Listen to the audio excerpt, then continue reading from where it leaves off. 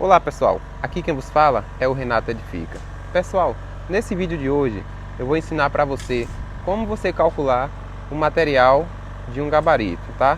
Nós temos esse gabarito na nossa obra que nós vamos usar ele como base para poder ensinar você como é que você faz esse processo. Afinal de contas, quando você for construir e reformar, você vai precisar de fazer um gabarito, você vai também precisar de saber o que você vai consumir na execução dele, tá? Então vamos lá comigo para o passo a passo.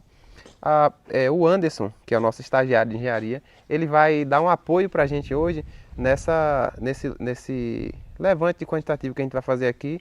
E como a gente vai mostrar para você aqui, o Anderson vai dar um apoio nesse trabalho aí, beleza? Dá um salve aí para a galera do YouTube. Salve galera do YouTube. Você tem que dizer assim, aqui quem vos fala é o Anderson Edifica. É isso mesmo.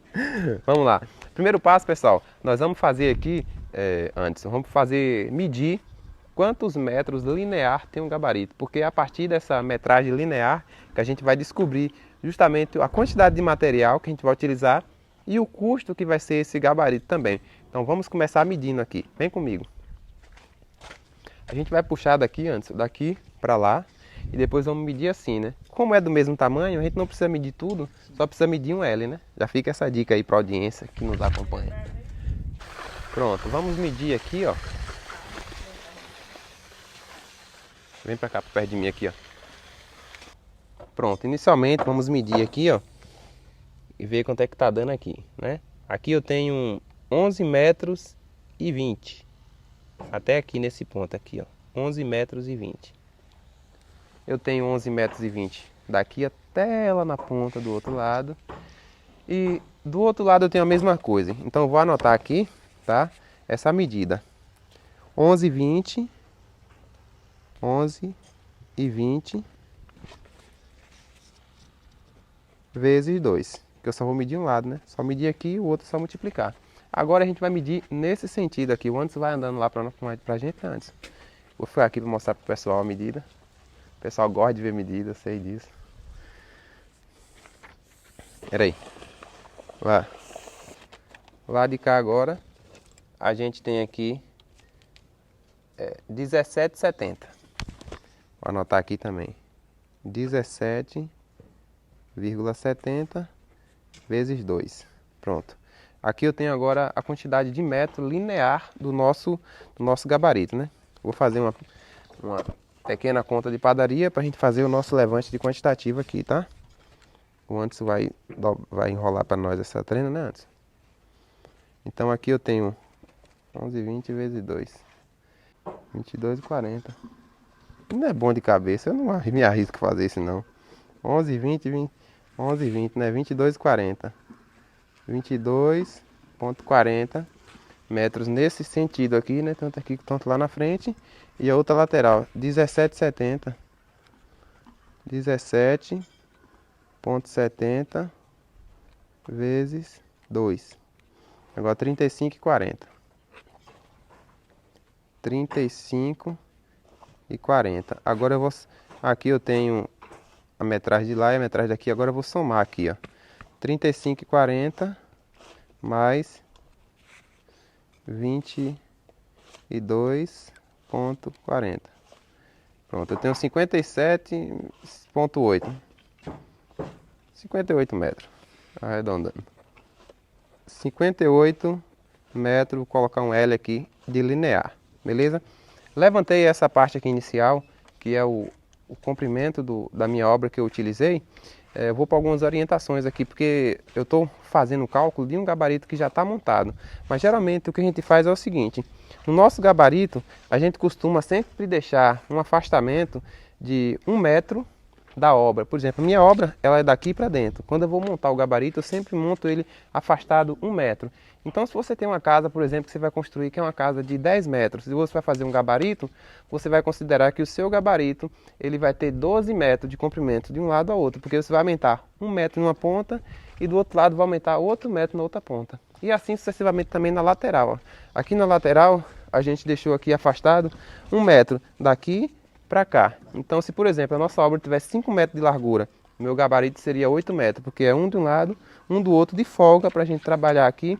A questão da escavação, a gente vai cavando cada buraco. Então, na hora que você for levantar o quantitativo do seu material, você tem que levar em consideração esse detalhe também. Outra coisa que a gente vai trabalhar aqui agora. Além das taubas que nós temos aqui esses 58 metros linear de taubas que vamos estar utilizando na nossa obra. Só que além das taubas, nós temos a cada 1,5 metro um pontalete aqui, ó, feito de madeira de pinho. Tanto a tauba é uma tauba de pinho, uma tauba de 20, e tanto o pontalete aqui, ó, é um pontalete de pinho também. Esse aqui é 4x4, quanto é? Mede aqui ele para nós ver. Pronto. O nosso pontalete aqui é um pontalete de pinho de 5 por 5, 5 em cada lado de espessura. Então, a cada 1,5 metro a gente vai utilizar um espaço desse. Então, eu não preciso nem sair contando quantos pontaletes tem aqui na minha obra, sendo que eu já tenho a quantidade de metro linear do meu gabarito, né? Então, eu venho aqui, ó, e faço uma conta de dividir. Divido esses 58 metros linear, divido ele por 1,5, por 1,5. E aqui eu vou ter o resultado, se dá para ver aqui, ó, 58 metros linear dividido por 1,5. Vou botar aqui. Que é a distância de um pontalete para exatamente. 58 dividido por 1,5. Pronto. Aqui eu vou ter 38 pontalete aqui. Então a quantidade de pontalete, eu vou até escrever aqui, ó. Vou até deixar aqui separado. Tauba. É tábua ou tauba? tábua. Rapaz, isso me dá uma dúvida, tem vez. Eu falo tábua, É tauba? mas é tábua. E aí, pessoal, é tauba ou como é? Tábua. Não vai passar vergonha ao vivo, não. Vamos lá. Tauba, 58 metros. Pontalete. 38 pontaletes. Pontalete. Deu quanto? E você pode transformar em metros também, cara. Vou transformar ele agora. Deu 38 pontalete. Pontaletes. E agora, o que eu preciso mais, além da tauba e do pontalete, para poder fazer meu gabarito? A gente precisa de prego. E para fazer o nosso gabarito aqui, a gente utilizou aqui, foi 1 kg de prego, 18 por 27 na montagem dele, né? Então a gente vai colocar aqui mais outro material que a gente vai utilizar. 1 quilograma de prego. 18 por 27. De prego, 18. Aí quando a gente faz 18 vezes 27. 18 por 27, que é como a gente chama esses pregos aqui. Pronto. Agora eu já tenho a quantidade de metro linear de tauba e a quantidade de pontalete que eu preciso. A gente vai para... Você já entendeu mais ou menos a localização? Tem um bicho aqui na minha cabeça. Será que é um piolho? Vou explicar a altura do pontalete. A altura do pontalete. Olha só, um detalhe, a gente vai falar para vocês aqui é o seguinte. A altura do pontalete, do gabarito, está muito relacionado ao nível do solo. Se de repente você tem um solo que ele é um pouco desnivelado, você pega a parte mais alta do seu terreno e aí sai com ele numa altura, se tiver um declivezinho de 50 centímetros de diferença, por exemplo. Sim. Você pega a parte mais alta e sai com ele com uns 40 centímetros da altura da parte mais alta. Aí na hora que chegar na parte mais baixa, o gabarito vai estar dando quase 1 metro. Aí se é um terreno plano, que nem nós temos aqui, ó, esse terreno aqui é tudo planinho. A gente levantou o gabarito todo por na altura de 70 centímetros, não foi isso? Porque esses 70 centímetros, a gente levantou ele para na hora que a gente for esticar as linhas do gabarito, na hora da escavação, que a gente cava tudo, né? Fica um bocado de terra para todo lado. Na hora que a gente vai esticar a linha, não atrapalha os montes de terra esticar a linha. Então, se for muito baixinho também o gabarito, aí a pessoa tem que vir ficar espalhando a terra, coisa que dá muito trabalho, tá? Então, a altura, se o terreno for nivelado, 70 centímetros está ótimo. É o que a gente pratica aqui nas nossas obras e dá super certo, né? Então, vamos lá agora fazer o cálculo de quanto é que gasta de dinheiro para poder fazer um gabarito aqui desse.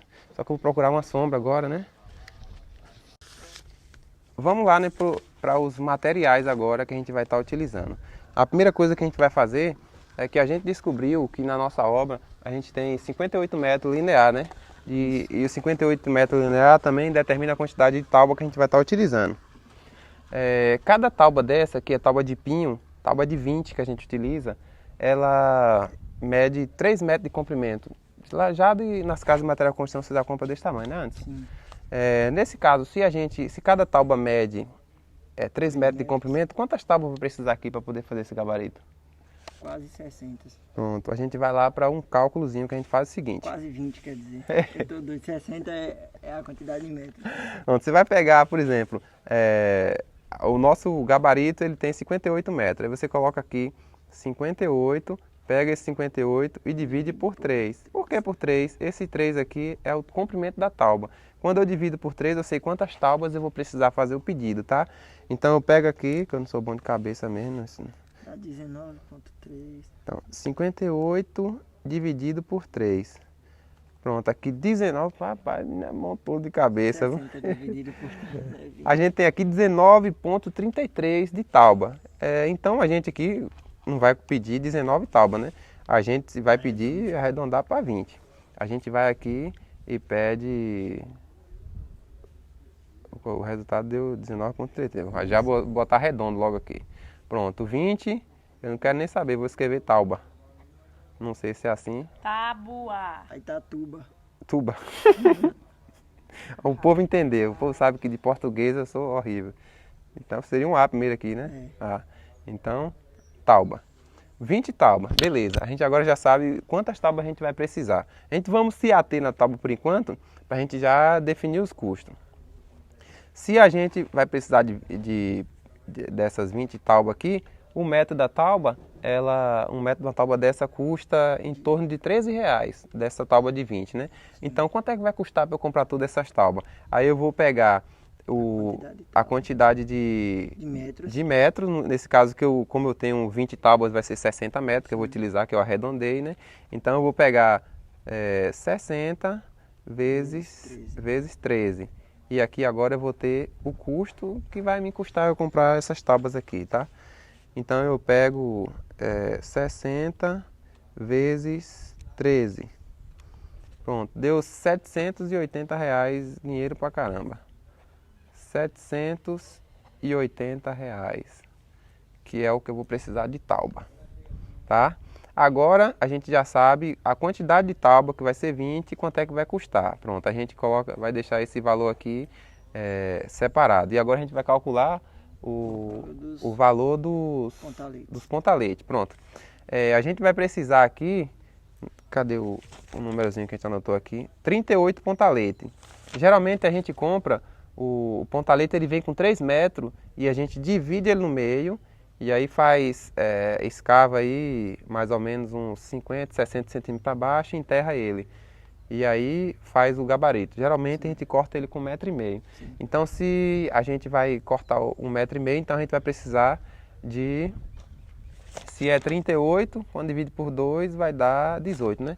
Então vai precisar... 18 dá 36. Hã? 18, 19. De conta eu sou bom demais, minha gente. Então aqui eu tenho... 19 pontaletes que eu vou precisar, né? 19 vezes... Quanto é que custa um pontalete desse? R$3 e... Lembra de cabeça? 3,20. Pronto, a gente vai aqui e coloca 3,20.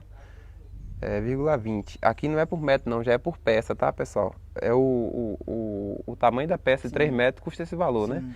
Pronto, então é isso mesmo. 3,20 já é o custo de cada peça. Cada peça desse pontalete.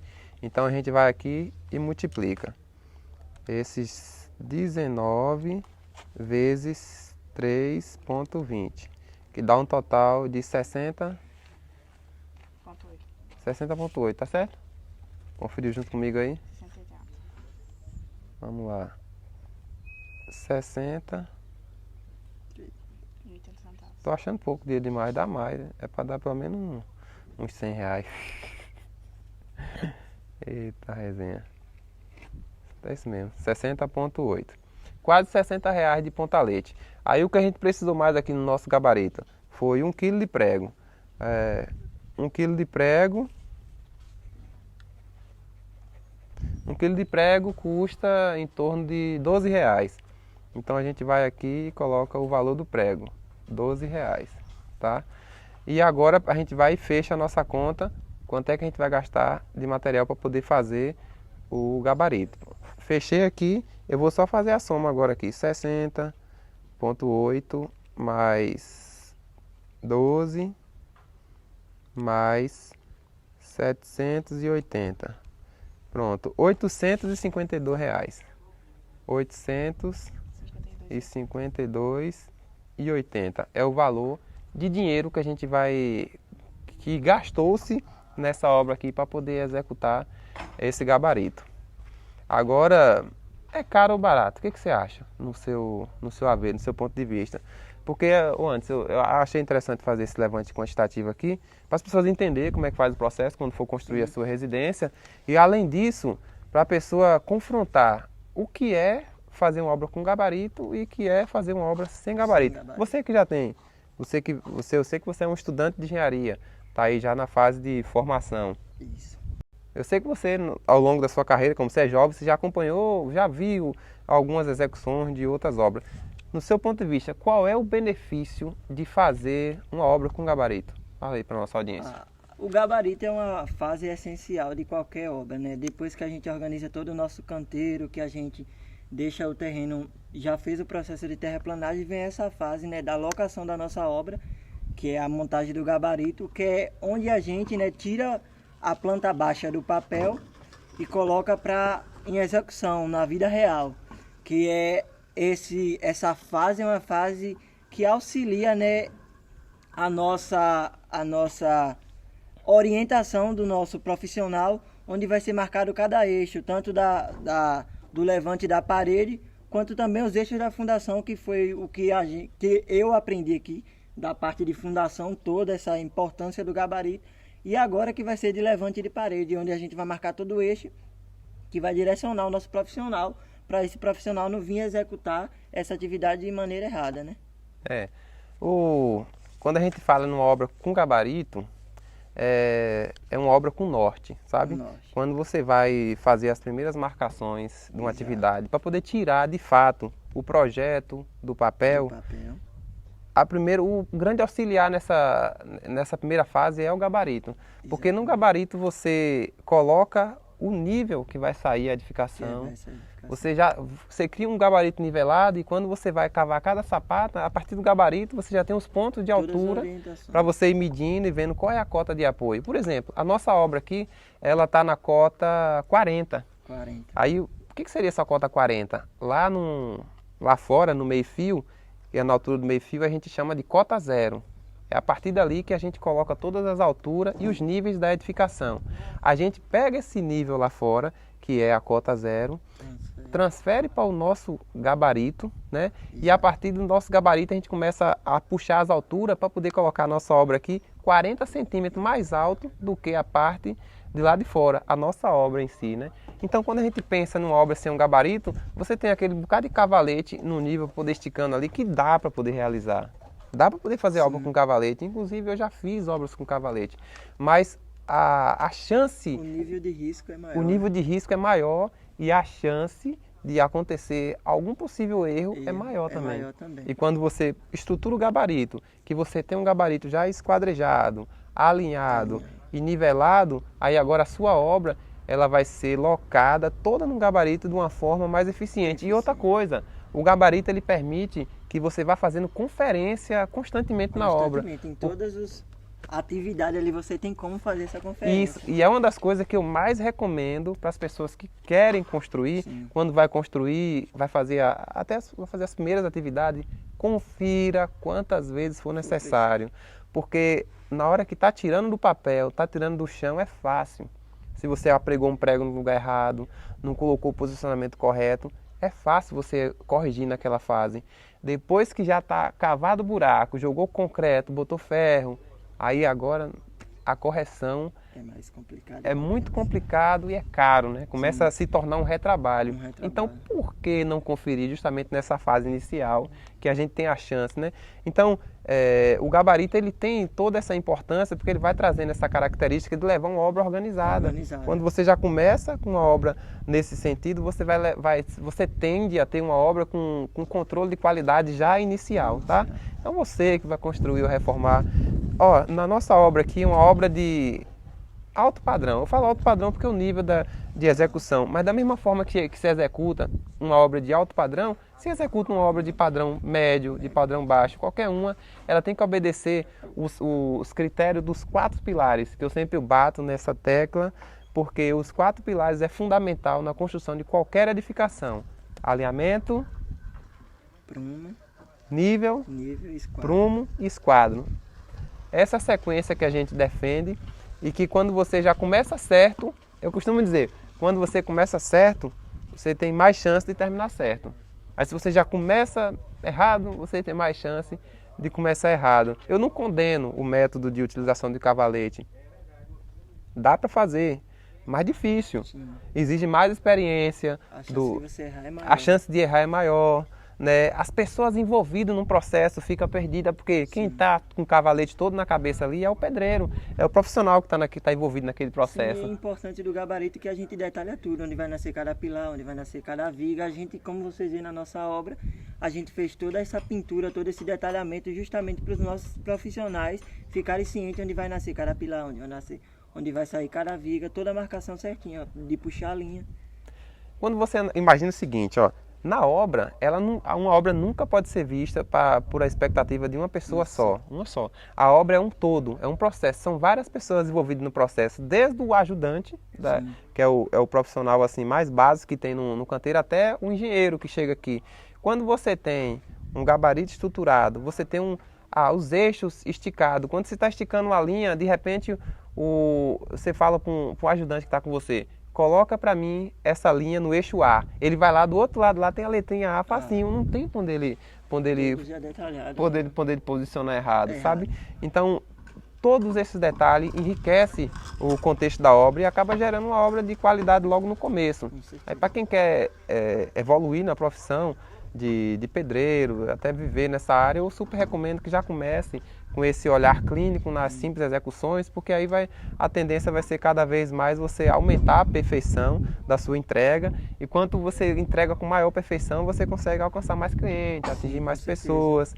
E aquela pessoa que vai construir a sua própria residência, se ela vai obedecendo os mínimos critérios, os mínimos detalhes, mesmo ela não sendo o melhor, aquele profissional em destaque, mas dá para fazer, consegue fazer. É como eu sempre falo, eu fiz essa trajetória de aprender a trabalhar como pedreiro porque eu queria fazer minha casa. A ideia, eu já contei isso aqui no canal, e a ideia de eu trabalhar de pedreiro era que eu falava assim, nossa, uma casa para fazer custa lá, naquela época eu imaginava, né, isso há uns 16 anos atrás, eu imaginava, não, para fazer uma casa eu vou gastar em torno de uns 30 mil. Se eu aprender a fazer mesmo minha casa, vou economizar 30 mil, era a minha ideia. Com certeza. E eu construí, e só que interessante que depois de eu construir a minha, eu vi na construção civil algo fantástico, porque na hora que eu entrei dentro de casa, pisei os meus pezinhos lá da minha humilde residência, eu falei, rapaz, que honra, que honra, a alegria de você. Quem fez a minha casa foi eu, a minha esposa, a gente mesmo, a família que fizemos, colocamos cada bloquinho.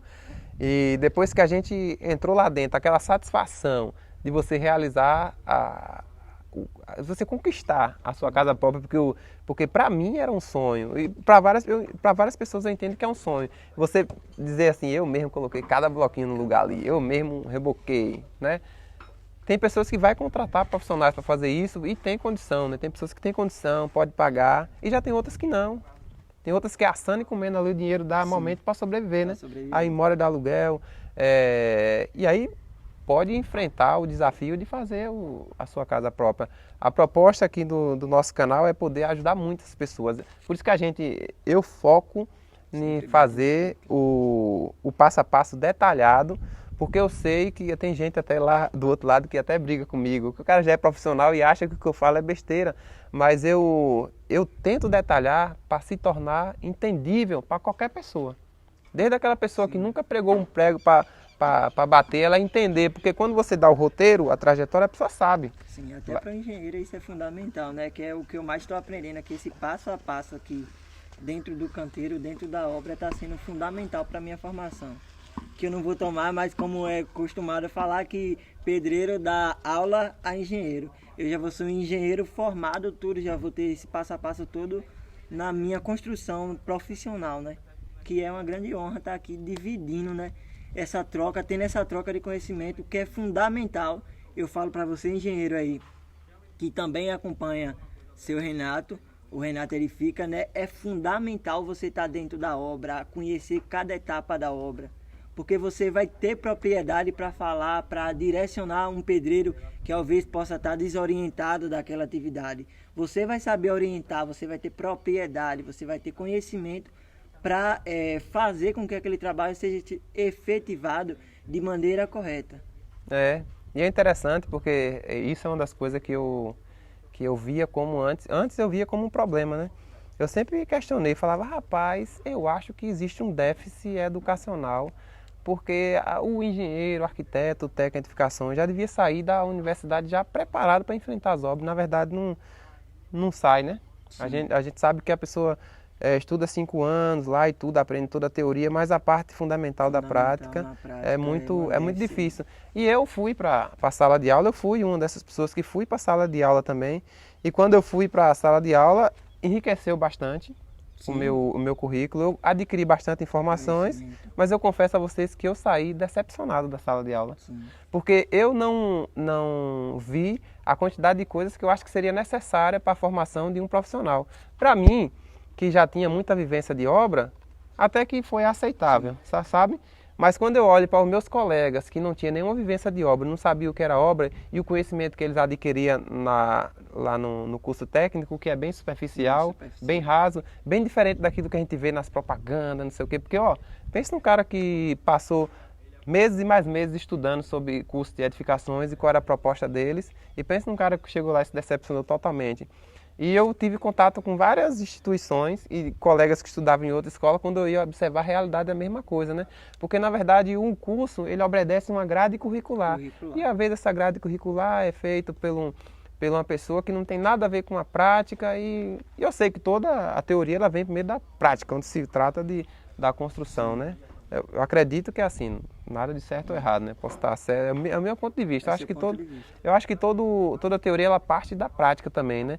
Então existe uma distância muito grande. Então eu saí meio que decepcionado do curso de edificações e via isso como um problema. E hoje eu não vejo isso mais como um problema, porque assim, se na instituição, se na faculdade a gente já não sai preparado realmente para o mercado, a gente tem um campo hoje aqui que pode dividir nossa atividade. Tem muito engenheiro hoje que se vale muito dos conteúdos que a gente publica aqui, né? Exatamente. A gente vai conhecendo as fases de obra. Arquitetos, técnico de edificações, projetista. Exatamente. Aí isso acaba, e a gente percebe o impacto disso quando a gente vai entrar um pouco na realidade de vida do Anderson. O Anderson chegou aqui, eu perguntei para ele, Anderson, você tem alguma ideia de projeto? Você já consegue fazer leitura, interpretação? E ele com muita sinceridade falou, tive muito pouco contato ainda, Renato, ainda não me aprofundei nos projetos, ainda não consigo entender muitos elementos. Exatamente. Aí essa semana... Essa semana até gravar um vídeo aqui para a nossa empresa, né? Eu gravei porque eu já tenho propriedade, quando eu entrei aqui na obra, eu não tinha esse conhecimento aprofundado de projetos, principalmente os projetos estruturais, que é uma barreira para grandes estudantes de engenharia civil. Hoje eu já posso dizer que eu domino um pouco de leitura de projeto estrutural, que era um bicho de 7 cabeças, principalmente para mim. Hoje está sendo uma satisfação imensa, eu me orgulho cada dia aqui, porque eu aprendo todo dia eu aprendo uma nova coisa, todo dia eu me acho mais confiante, que eu vou ser um engenheiro mais preparado, bem informado, não só na teoria, mas também na prática. Eu acho que vocês vão ver o meu nome aí pelo Brasil todo e a equipe Renato Edifica, que eu tenho certeza que eu vou ficar aqui muitos anos com a equipe. E eu venho muito. A ideia também da gente poder preparar bastante você, eu tenho aqui um projeto de depois criar uma interação mais com o pessoal técnico, sabe? Ajudar também essas pessoas. Aqui no canal a gente ajuda muito também com o conteúdo e o acompanhamento, mas eu queria poder contribuir mais ainda dentro dessa visão que eu falei para você, do que eu acho que realmente precisa. E eu até conversando com o Anderson, a gente vai preparar um material, o Anderson vai ser uma das pessoas que vai sair preparado primeiro aqui para poder a gente estar abordando depois esses assuntos ali na frente e distribuindo um pouco de um conhecimento prático, né? Sim, eu mesmo senti, comecei a ter conhecimento dessa déficit quando eu comecei a me apropriar desse conhecimento e passar para os meus colegas que ainda não estavam em campo. Eu sentia que eles ainda têm muita dificuldade, não conhecem muita coisa. Ou seja, a teoria ela ensina algumas coisas, como o senhor Renato falou, vamos dizer que supérfluas, assim, só o superficial, mas quando você chega aqui em campo, que você se apropria de cada atividade, se apropria de cada etapa, você conhece cada técnica que é empregado aqui dentro do canteiro, dentro da obra, e você passa para as outras pessoas, além de você passar conhecimento, você também ganha mais conhecimento, você aprende mais ensinando, e é o que eu estou fazendo aqui. Quando eu troco essa experiência com meus colegas que não estão ainda em obra, alguns estão em obra, mas não estão exatamente na função que eu estou desenvolvendo aqui na empresa. Alguns ficam mais com essas partes de recebimento de material, é algo bem supérfluo também, que existe dentro da engenharia. Muitas construtoras fazem isso, não querendo falar de alguma, nem todas são assim. Aqui a experiência que eu estou tendo é fantástica, porque eu estou conhecendo cada etapa, eu não só estou nisso de recebimento de material. Estou nesse levantamento de quantitativo, estou na participação, no gerenciamento de serviço, dividir, conversar, trocar experiência com os nossos auxiliares, os pedreiros, com os ajudantes, porque isso agrega valor no nosso profissional, né? E com os meus colegas está sendo fantástico, porque eu estou ensinando, eu estou vendo, antes, eles falam para mim, antes tu tá aprendendo demais, eu estou com muito orgulho de tu, e isso é fantástico. As empresas, a maior parte dela, pega o estagiário como uma mão de obra barata, né? Que vai estar pagando aí, sei lá, R$ 1.200 para um estagiário quando paga, e coloca ela para poder desempenhar algumas atividades ali para ocupar o espaço de um profissional que seria mais caro. Por exemplo, em empresas o estagiário vai lá, o cara vai fazer um estágio de 200 horas, o estagiário em empresa, não sei das quantas lá, fazendo o quê? Recebendo material. Aí fica o dia todo. Pega material, leva material, chega material, leva material. Passa 200 horas de curso para... Esse é o estágio, né? Que a gente tem hoje, né? Da realidade. Quando não é assim, receber concreto. Vai receber o concreto, confere lacre, confere o número da nota, pedido, a hora que saiu, a hora que chegou, moldar o corpo de prova junto com a equipe auxiliar ali, né? Fazer o slump test para poder verificar o abatimento do concreto. Basicamente isso. Sim.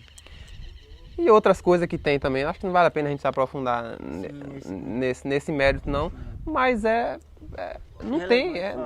relevante falar porque não tem o cara que fica numa perspectiva de fazer um curso de engenharia, de fazer, sei lá, não é só engenharia não, qualquer curso, ele quer se aprofundar, ele quer entender o processo, ele quer fazer parte do processo, já que é uma área que o cara gosta. Aí quando chega lá, no tal do bendito estágio, vai lá só ficar assinando papel para cima e para baixo, ocupando um espaço vazio em algum canto e realmente não sai preparado para o mercado, né? Talvez esse seja um dos grandes motivos, né? Que tem inúmeros profissionais que ele passa vários anos estudando e quando sai, finaliza fica parado lá vários tempos, né? Sem colocar em prática. Ou alguns que também saem depois de que recebe o diploma lá de engenheiro, que vai dar de frente com a empresa, se torna um pesadelo para ele, né? Um impacto muito grande porque ele no estágio não teve esse contato direto com a prática, né? Aí vai ser legal que a gente está vindo com uma proposta muito boa, né? Estou estruturando um material com Anderson. Possivelmente, se algumas pessoas que seguem a gente, essa galera da engenharia, se quiserem se aprofundar, tiverem vontade, a gente está pretendendo criar, né, Anderson? Um curso online para poder fazer essa trajetória do canteiro de obra, desde as primeiras fases iniciais até as fases de acabamento de obra, que é justamente a fase de fiscalização que o engenheiro passa, né? E aí a gente está desenvolvendo, a gente está até criando uma possibilidade aqui, vamos fazer uma como é que chama? Como é o nome da sua página do Instagram?